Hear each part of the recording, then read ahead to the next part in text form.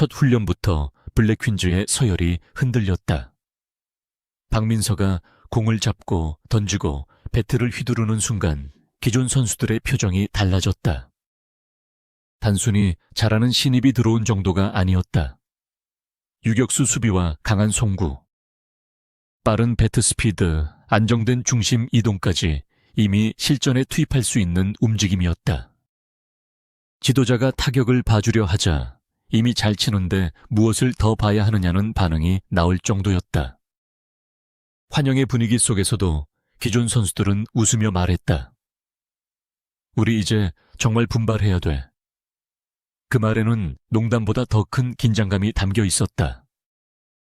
야구 여왕 시즌 2에 합류한 신입 선수는 박민서, 최혜빈, 김나영, 김세현, 송민지까지 모두 5명이다. 첫 훈련은 이들을 소개하는 자리가 아니었다. 누가 바로 경기에 나설 수 있는지, 누가 시간이 필요한지, 그리고 기존 선수들의 자리를 실제로 위협할 수 있는지를 확인하는 첫 번째 시험이었다. 단 몇 차례의 캐치볼과 타격 훈련만으로도 5선수의 장점과 과제는 분명하게 갈렸다. 가장 강한 인상을 남긴 선수는 박민서였다. 박민서는 공을 잡는 순간부터 다른 선수들과 리듬이 달랐다. 타구가 오기 전에 이미 다음 동작을 준비했고 포구 뒤에는 불필요하게 멈추지 않았다. 글러브에서 공을 빼는 동작이 짧았고 발을 옮기는 과정과 송구가 자연스럽게 이어졌다. 야구 경험이 부족한 선수는 공을 잡은 뒤 어디로 던질지 생각하지만 박민서는 공을 잡기 전부터 송구 방향을 정하고 있었다. 이런 차이는 실제 경기에서 아웃 하나를 만들고 놓치는 차이로 이어진다. 타격에서도 박민서의 장점은 분명했다. 힘을 억지로 끌어내지 않았지만 타구는 강하게 뻗었다. 하체에서 시작된 힘이 허리 회전을 거쳐 배트 끝까지 자연스럽게 전달됐다. 마른 체형인데도 빠른 공과 강한 송구가 나오는 이유는 단순한 근력이 아니라 동작의 효율에 있었다. 중심 이동이 빠르고 공을 놓는 지점이 일정하며 배트가 뒤에서 길게 늘어지지 않았다. 좋은 타자는 힘을 많이 쓰는 선수가 아니라 자신의 힘을 정확한 순간에 전달하는 선수다. 박민서는 그 원리를 이미 몸으로 알고 있었다. 박민서가 유격수에 자리 잡는다면 블랙퀸즈의 수비 구조 전체가 달라질 수 있다. 주수진을 중견수로 활용할 가능성이 커지고 김성현은 3루수 경쟁에서 더 강한 압박을 받을 수 있다. 아야카의 1루수 배치도 더 자연스러워질 수 있다. 박민서 한 명의 합류가 한 포지션을 채우는 데서 끝나는 것이 아니라 내야와 외야의 연결까지 바꾸는 것이다. 여기에 투수 가능성까지 확인된다면 박민서는 시즌 2에서 가장 빠르게 핵심 전력으로 올라설 수 있는 선수다. 최혜빈은 박민서처럼 화려한 장면을 연속해서 만들지는 않았지만 기본기의 완성도에서 높은 평가를 받을 만했다. 소프트볼 경험이 있는 최혜빈은 포구와 송구 타격 동작이 전반적으로 안정돼 있었다. 훈련 현장에서 따로 고쳐야 할 부분이 많지 않다는 반응이 나온 것은 이미 경기 동작에 기초가 잡혀 있다는 뜻이다. 특히 최혜빈이 포수 자원이라는 점은 팀 운영에서 매우 중요하다. 그동안 블랙퀸즈는 장수영이 투수와 포수 역할을 모두 준비해야 하는 상황이 자주 발생했다. 정유인도 백업 포수로 훈련했지만 포수 자원이 충분하다고 보기는 어려웠다. 최혜빈이 포수로 안정적으로 자리 잡으면 장수영은 투수 운영에 더 집중할 수 있다. 정유인도 포수만 준비하는 것이 아니라 다른 포지션에서 경쟁해야 한다. 최혜빈의 합류는 포수 한 자리를 보강하는 것이 아니라 투수진과 수비진 전체의 선택지를 넓히는 변화다. 첫 훈련만 놓고 보면 박민서와 최혜빈은 즉시 전력에 가장 가까운 두 선수였다. 김나영은 완성된 야구 선수라기보다 빠르게 성장할 수 있는 재능을 보여줬다. 필드하키 출신답게 발이 빠르고 움직임에 주저함이 없었다. 방향을 바꾸는 순간에도 하체가 쉽게 무너지지 않았고 짧은 거리에서 속도를 올리는 능력이 돋보였다. 왜야, 수비에서 첫발이 빠른 선수는 타구를 잡을 수 있는 범위가 넓다. 이루수에서도 방향 전환과 짧은 거리의 움직임은 큰 장점이 될 수 있다. 다만 야구는 단순히 빠르게 달리고 공을 잘 잡는 것만으로 완성되지 않는다. 타구가 뜨는 순간 앞으로 갈지 뒤로 갈지 판단해야 하고 주자가 어디에 있는지 확인해야 한다. 리터치와 중계 플레이 베이스 커버까지 동시에 이해해야 한다. 김나영은 복잡한 주루와 수비 상황에서 실수를 보이기도 했다. 그러나 설명을 들은 뒤 바로 다시 시도하려는 태도는 긍정적이었다. 김나영에게 필요한 것은 체력이 아니라 야구의 속도와 상황 판단을 몸으로 익히는 시간이다. 이 과정만 안정적으로 넘는다면 기존 선수들과 다른 넓은 수비 범위를 보여줄 수 있다. 김세현의 장점과 약점은 타격 훈련에서 가장 선명하게 드러났다.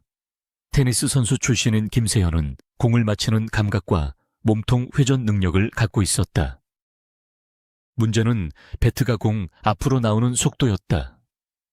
테니스는 라켓을 뒤에서 끌고 나오며 큰 회전을 사용할 수 있지만 야구에서는 투수가 던진 공이 짧은 시간 안에 포수 밑까지 들어온다. 스윙이 조금만 길어져도 타이밍은 늦을 수밖에 없다. 훈련에서도 김세현의 배트 궤도가 커질 때마다 공과의 접촉이 늦어졌다. 지도자는 힘을 길게 쓰지 말고 타격 순간에 짧게 폭발시키는 동작을 반복해서 요구했다. 김세현의 긍정적인 점은 교정을 받아들이는 속도였다.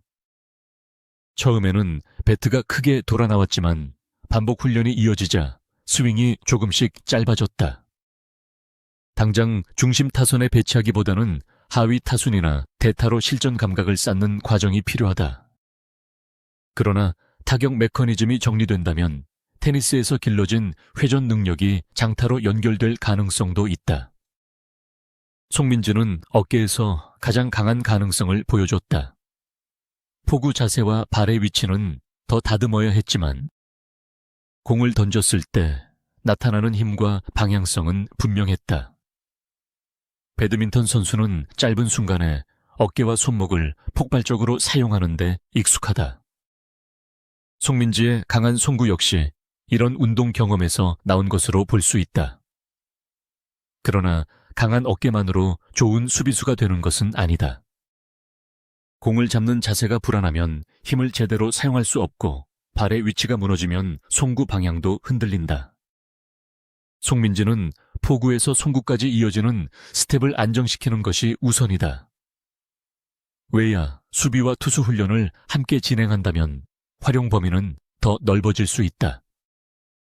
포구 안정성과 제구가 따라온다면 블랙퀸즈에 부족했던 강견 외야수나 불펜 자원으로 성장할 가능성이 있다.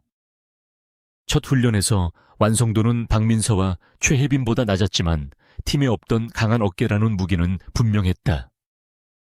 신입 5명의 등장은 기존 선수들에게 위협이지만 동시에 가장 강한 성장 동력이다. 주수진은 여전히 훈련 분위기를 이끌며 팀의 중심을 잡았다.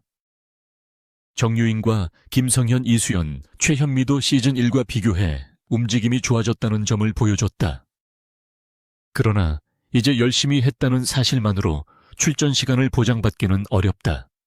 박민서와 최혜빈처럼 바로 경기에 투입할 수 있는 선수가 들어왔고 김나영과 김세현, 송민지도 각자의 무기로 기존 선수들의 자리를 압박하기 시작했다. 경쟁을 피할 방법은 없다. 타격이 약한 선수는 타격에서 분명한 답을 내야 한다. 수비가 불안한 선수는 한 포지션에서 확실한 신뢰를 만들어야 한다. 여러 포지션을 조금씩 소화하는 것보다 한 자리에서 아웃을 책임질 수 있다는 믿음을 주는 것이 먼저다.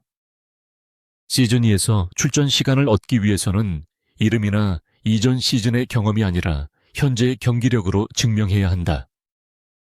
첫 훈련에서 나온 결론은 명확하다. 신입 5명이 모두 같은 수준에 있는 것은 아니다. 박민서와 최혜빈은 즉시 전력에 가깝다. 김나영은 뛰어난 운동 능력을 야구 기술로 전환하는 과정에 있다. 김세현은 스윙 속도와 타이밍을 더 다듬어야 한다. 송민지는 강한 어깨를 안정된 포구와 제구로 연결해야 한다. 하지만 5선수 모두 기존 블랙 퀸즈에 부족했던 새로운 무기를 갖고 있다. 블랙 퀸즈가 시즌 2에서 승률 6할과 국제전을 목표로 한다면 몇 명의 에이스에게만 의존해서는 안 된다. 각 포지션마다 경쟁 가능한 선수가 최소 2명은 있어야 한다. 누군가 부진하거나 부상을 당해도 팀의 경기력이 크게 흔들리지 않아야 한다.